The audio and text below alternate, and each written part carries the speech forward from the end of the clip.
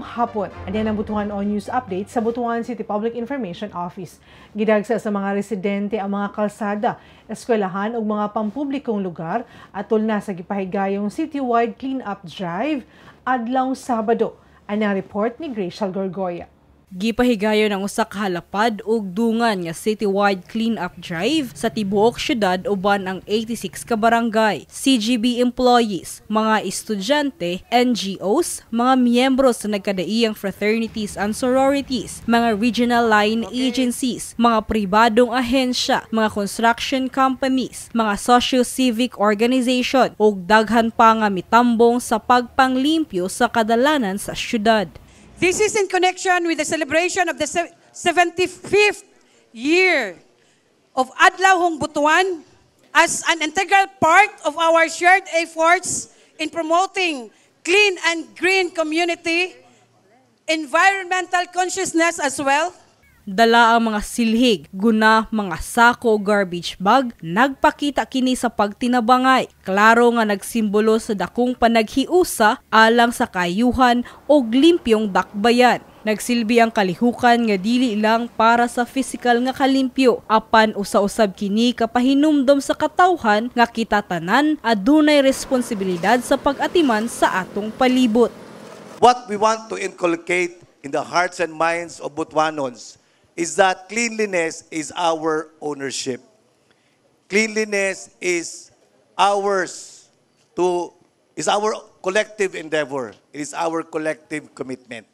No, kitay manag-iya ni ani.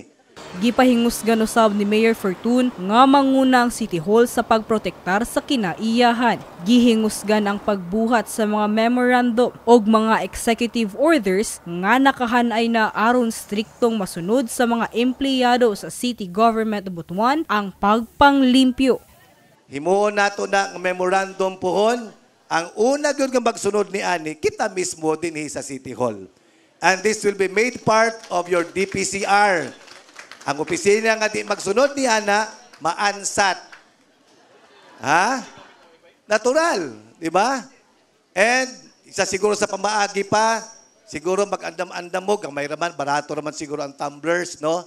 Mupalit na gyud tag-ato mga tumblers, kay we will already prohibit the use of plastic bottled water din sa City Hall.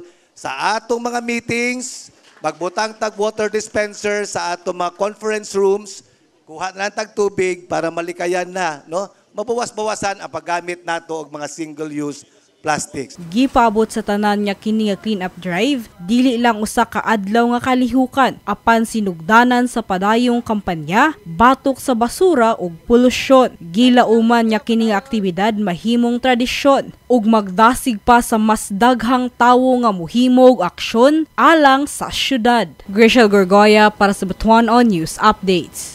Og makatong updates ni adlaw alang sa mga updates, follow like ang official Facebook page, TikTok, Instagram o subscribe sa YouTube channel sa Butuan City Public Information Office.